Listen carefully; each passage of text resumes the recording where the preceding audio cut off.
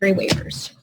All right, so Mr. March, Mr. Walsh, Mr. Gaffney, your attorneys have said that you're ready for trial and that you want a bench trial. Is that correct, Mr. March? Yes, Your Honor. There you are. Is that correct, Mr. Walsh? Yes, Your Honor. And is that correct, Mr. Gaffney? Yes, all right. You have the right to a bench trial and you have the right to a jury trial. If you take a bench trial, I would determine your guilt or innocence and you would give up your right to a jury trial. Do you understand that, Mr. March? Yes. Do you understand that, Mr. Walsh? Yes. Do you understand that, Mr. Gaffney? Yes. All right. A jury would be composed of 12 citizens selected by you, your attorney, and the state's attorney. Those 12 citizens would sit in the jury box that's sitting right behind you. They would listen to the evidence presented, and they would determine whether the state has proved you guilty beyond a reasonable doubt. And their decision on your guilt must be unanimous. That means that all 12 jurors must vote you guilty before you could be found guilty. Do you understand what a jury trial is, Mr. March? Yes. Do you understand, Mr. Walsh? Yes. Do you understand, Mr. Gaffney? Yes. Okay. Your attorney has presented me with a document entitled Jury Waiver. Is this your signature on your document, Mr. March? Yes, it is. Is this your signature on your document, Mr. Walsh? Yes. And is this your signature on your document, Mr. Gaffney? Yes.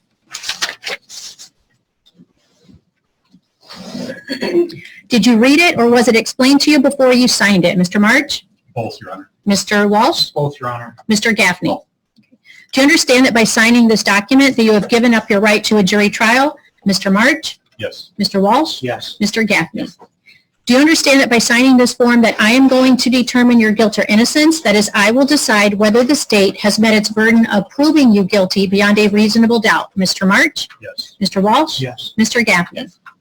Is that what you wish to do, Mr. March? Yes. Mr. Walsh? Yes. Mr. Gaffney? Yes. Are you freely and voluntarily giving up your right to a jury trial, Mr. March? Yes. Mr. Walsh? Yes. Mr. Gaffney? Yes. Have any threats, force, or promises been directed toward you in order to make you give up your right to a jury trial, Mr. March? No. Mr. Walsh? No. Mr. Gaffney? Do you have any questions about your right to a trial by a jury, Mr. March? No. Mr. Walsh? No. Mr. Gaffney? No. Okay. The court finds that all three defendants understand what a jury trial is and that they are freely and voluntarily giving up their rights to a jury trial. So next, I received a couple of things yesterday. I received a motion to quash subpoenas to Jamie Calvin and Craig Futterman, and a motion of the Reporters Committee for Freedom of the Press and 19 media organizations for leave to file an amicus brief. I think, Mr. McKay, this is, who's here on behalf of the Reporters Committee? Mr. Healy? I'm, Your Honor. Can you put your name on the record? Yes, Your Honor. Brendan Healy, H-E-A-L-E-Y, on behalf of the Reporters Committee for Freedom of the Press. Okay, And Matt Topic, T-O-P-I-C, for Mr. Calvin and Mr. Fudd. okay. Mr. McKay, I think you issued the subpoena? I did. Okay, and do you wish to be heard? Yes. Okay, Judge, the state has indicated on their witness list that they may call Jose Torres and his son Xavier Torres. If that's still the case, then my subpoenas for Mr. Calvin and Mr. Futterman should compel them to come into this courtroom and testify. If the state withdraws Mr. Torres and his son Xavier from testifying, this point is moot. Mr. Calvin and Mr. Futterman can go. I'll withdraw my subpoenas. So I think at first glance, we need to ask the state if she still intends to call either Jose Torres or his son Xavier, or both of them. Yes, Judge. okay. Which They do. ones? Right now, both are under subpoena. Okay, All right. With that said, thank you. As I have indicated in at least 2 emails to Mr. Topic, who works for Lovey and Lovey and claims to be moving to quash the subpoena for both Mr. Calvin and Mr. Futterman, I have no intention of asking Mr. Calvin to reveal his source or sources at IPRA who provided him the Torres' address and names. I have no intention of going into that at all. So regarding any reporter's privilege, not necessary in this case. I am telling you as an officer of the court that I'm not going to be asking Mr. Calvin who his source or sources were at IPRA. I don't care, frankly. I really don't. In addition to that, Judge, it's probably premature to rule on whether their subpoenas should be quashed or not, because if the state does call these two men, we'll have to see on my cross whether or not it opens up the need to call Mr. Calvin for things other than his source and Mr. Futterman. It just depends on what these witnesses say on cross-examination. I know what they're locked into. So I issued subpoenas in the event that there may be possible impeachment, or there's other areas that Mr. Torres and or Mr. Xavier Torres bring up on my cross-examination. So I would ask, I would say there's no need to rule on the motion to quash subpoena at this point. Let's see what the Torres say and revisit this issue at that time. Lastly, whether Mr. Calvin or not is a real reporter, I don't know. I don't care. I'm not asking for a source. Mr. Futterman is not a reporter. So there's no reporter's privilege extended to Mr. Futterman. He is an attorney, but he doesn't fall under the special witness doctrine precluding him from testifying. He doesn't represent the Torreses, okay? So there's no attorney-client privilege that he can rely on to convince you to bar his testimony. But As it may, we can move. Mr. McKay, you asked me to not to hold the ruling or hold the argument until later, but then you started to argue it. I want these gentlemen to know where I'm coming from, that's all. Okay. Your Honor, I think. Can you just put your name on the record Sure, again? it's Matt Topic. Thank you. For Mr. Calvin and for Mr. Futterman. Okay. I think the first issue is Mr. McKay is just fundamentally misunderstanding what the term source means in the reporter's privilege.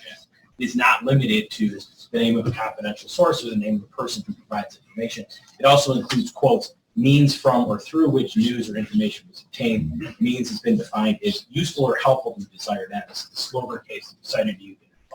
Right, which I read. And the thing is, they're saying right now that we don't need to rule on this because they may or may not need to call these people as witnesses. So it's a little bit premature. So I would rather just wait to see if they're going to call them. And if so, I can either hold a hearing if a hearing is necessary or hear argument at that time. I think that's fine. It's no problem. There would need to be a written application to divest. Oh, I read it.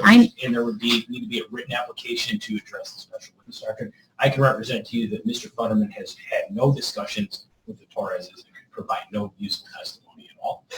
So I think that sort of takes that out of play in the question of whether Mr. Futterman, as working with a reporter, falls within the privilege, which is certainly our position. So that just leaves that does leave Mr. Calvin.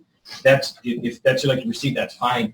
There needs to be a written application filed that lays out what the statute requires and what the Colatio case talks about in the context of the special witness doctrine, and we can certainly respond to that. But that needs to be done in writing in the statute in the case. I'll put it in writing as soon as we hear from the Torreses.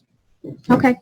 So I think it's premature at this point based on what Mr. McKay is saying because he's not sure if he's going to even need to call them as a witness or wants to call them as a witness until he hears what the testimony is from these two people. So I'm going to withhold any arguments on that, withhold any hearing on that, and we'll just pass that motion for now. Yes, Mr. Healy. Your Honor, with regard to the proposed amici, my task is relatively simple, which is just to see if we can actually leave to appear and then have our brief team file. Can we do that at this juncture? No, I'm going to hold off on everything at this point because it might be a little bit premature. Fair enough. Okay. Ms. Brown-Holmes, is the state proceeding on all counts? Yes, we are, Jim. Okay. Are there any motions to exclude witnesses? I make a motion to exclude witnesses. We would join you. Okay. And where's Mr. Fahey? Judge Thomas Gaffney also joins in. Okay. Motion to exclude witnesses is granted. Yes, sir. Does that apply to Mr. Calvin, who's here as a correctional journalist? Yes. Yes, thank you, Judge. Then I would ask that we try to get this resolved now. And I said no. I said I'm going to hold it. Okay? So he's ordered to leave. Yes. There's a motion to exclude witnesses. When would you like us back? Do I need to just? I don't know the that. date of the subpoena? That's a good, Matt makes a good point, Judge. One second. Only one person can talk at a time because the court reporter can only take down one person at a time. So my suggestion is, I don't know what order the state is going to call their witnesses. So I'm not going to address this until after these witnesses have testified. I'm not sure, and I'm not even going to ask the state what order. They can call their witnesses in any order that they choose. So it would be after that. Okay, can we just be notified then of when we need to come in? Of course. When did you subpoena them for? Thank you. Thursday, the 29th. Now, But you'll know, you that might was when know. we were starting on Monday. Right. So, I will be in contact with counsel, but the subpoenas were for this Thursday. Your Honor, I may be asking you to order witnesses who do show up Thursday to come back on. Of course. Thank you. Of course, when we'll have to decide what dates we're going to, I know it's going into next week for sure now, not Friday, just a housekeeping matter. The parties did contact me on Friday and asked me to hold the case, and I put it on the record yesterday, asked me to hold the case from yesterday until today. What I didn't put on the record yesterday was all of us were under the understanding, I know certain attorneys were not available this Friday or Monday. So court's only going to meet this week, Tuesday, Wednesday, Thursday, and then we need to pick what days after that. Is that a fair statement? Yes, Judge. Ms. Brown-Holmes, Mr. McKay? Yes. And Mr. Pugh or Mr. Breen, fair statement? Yes, sir. And Mr. Fahey Yes, sir. regarding the scheduling? Yes. Okay. So are there any other issues before we start with opening statements? Yes, Judge. There's one issue that we would like to take up with the court in chambers, but on the record. On the record in camera? In camera. Okay. So we're going to be in a short recess. I'm going to direct the court reporter to come back in chambers, and we will do this in-camera hearing. Judge, may I also be there? Just I'd like to discuss briefly a schedule. I assumed everybody was, Yeah, we know. all defendants, all attorneys, except for the press. Okay. Okay? All the parties come back.